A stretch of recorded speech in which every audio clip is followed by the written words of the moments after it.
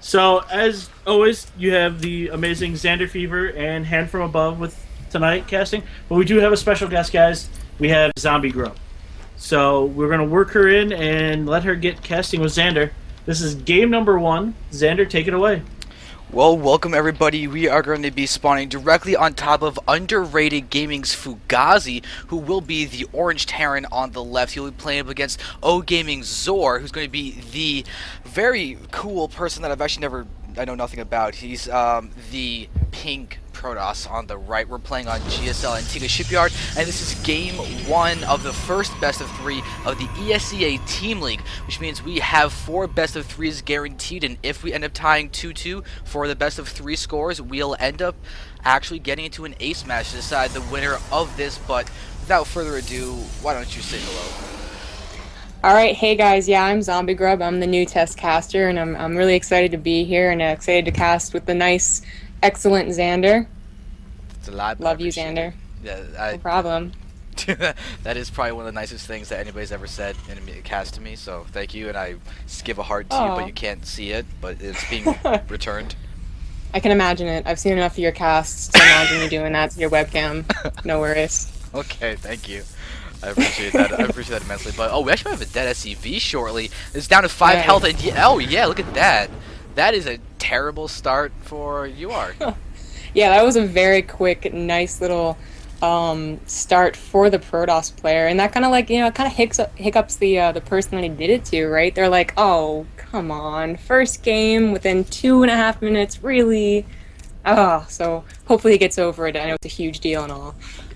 Alright, I'm following your camera for a second. I'm fixing the overlay. Oh, okay. Yep. I should not be like in the middle of nowhere then. Yeah, that'd be nice. Alright. Oh, great. Because I accidentally made it so you couldn't see the food counts. Oh, that's no good. Yeah. Those are pretty important. Well, later on they'll be important. I can tell you guys right now they're supply blocked because they're building pylons and supply depots. There we go. So there you go. Hope that's actually visible. We'll find out later if anybody complains to me. Okay. Well, we do have a command center first coming down from Fugazi, so very typical stuff. I'm gonna expect a 1 gateway expand from the Protoss player. What do you think, Xander? Well, 1 gate expand is really the predominant build in almost every single PV, whatever matchup except for PVZ. I mean, it can, except for PvP too. I don't know why I said that now I come to think of it. It's just every single PvT that it happens. It's always that versus usually some form of 1 Rax expand, which is probably what I was thinking, the 1 Rax, 1 gate thing. But wow. Whoa. That was not supposed to happen like that. Alright, Oh, well, definitely not. yeah. But anyway, back to the point that's actually useful, is that, yeah, 1 gate expand is really predominant in PvT. You've got so many options you can follow it up with, whether it's just a big gateway attack as early as a 5 or a 6 gate, and then you can have anything along the lines of crazy tech. You can have sort of a version of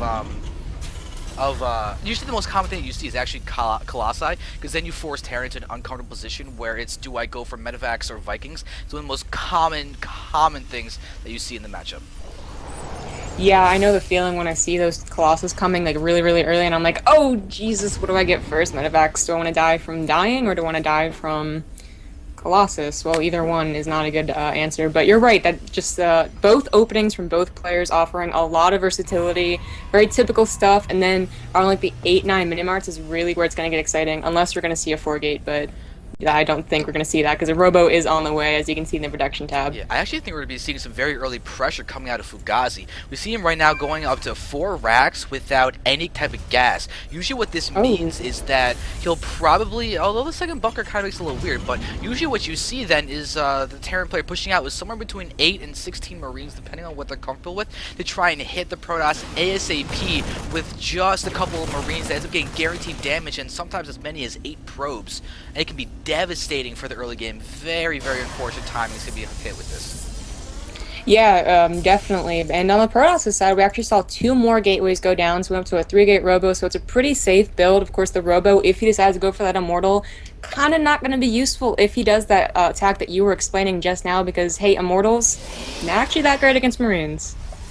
Yeah, but the thing is, the way to defend this is to either have enough sentries to force you to ramp, but that is difficult on Antiga Shipyard. Ohana is kind of like the only map you can really get away with sentries to defend this, but it looks like Fugazi's not actually going to be aggressive with this. He's just simply bunkering up and defending with pure Marines, which is actually something I like a little bit less, but it's safer, because you can sometimes end up getting to a bad position, especially if your Protoss opponent can control their stalkers effectively enough. But right now, I think we're going to be seeing possibly Charge Lot, Archon, Immortal, which is an underrated army composition, really. That, underrated is a good word for it. It's something that I see a lot. Usually you either see that straight to Colossus or the, Charge and High Templars, to go in between. I haven't seen that a lot of times, but back to the Terran, I think he might have gone up to those 4 barracks and been ultra safe because, he hasn't scouted since that initial scout, so he doesn't know that expansion is actually down. He could guess at it, but he doesn't know for sure,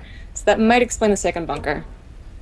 Yeah, I mean, better safe than just die, but we actually see that That's Protoss did go for Blink instead of Charge, so that's... Oh, okay. This looks more like a greedy PvP than anything else. Because Blink Stalker Immortal is one of the strongest compositions in PvP.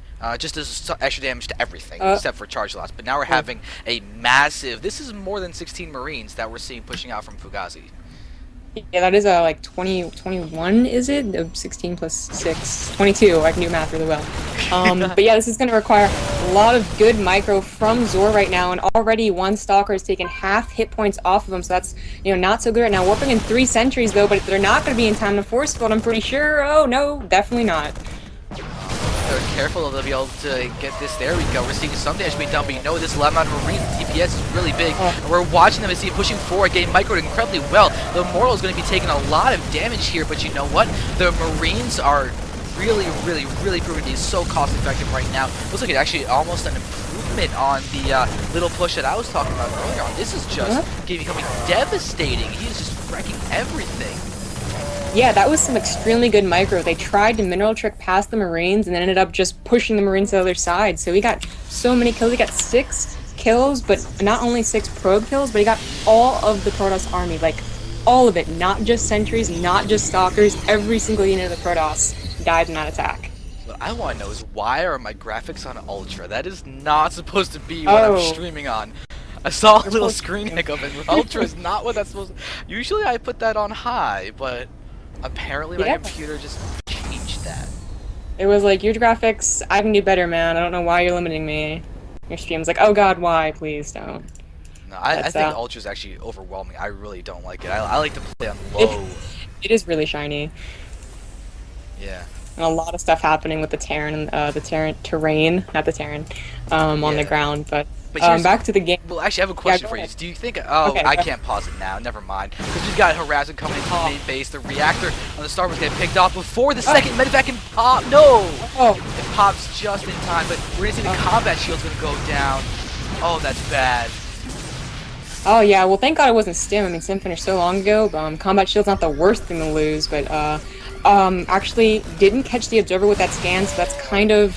not good. Not only did he waste a scan, but that Observer is going to come back and haunt them every single time. Blink Stalker is just so good at mobility, but are you still going to ask me a question? I was kind of confused. Oh, it was just, should I pause it so I can change it to okay. lower graphics in case of lag, because it can get bad later on, but I really don't want to pause the game, because that's just very disruptive to the players. Yeah, that's very true. Yeah, I thought you were going to ask me some really deep philosophical question. I was like, I'm totally ready. Hit me with it. And you're like, should I change the graphics? And I'm like, oh. Oh, no. Zor. Wait, check this out on the main base. Zor had to kill off a gateway to the left of his robotics facility because he couldn't build anything because all the exits were blocked. Oh, wow. Yeah, you're absolutely right. That is, that's like Brood War. You always have to kill stuff in Brood War because the... Oh, the Zealots. Zealots, so when you're trying to get your gateways into the right spots, Zealots, Dragoons, they will get caught so easily. Dragoons go to the one place that, like, you're like, why would you go there? They're Dragoons. They're famous for their terrible AI.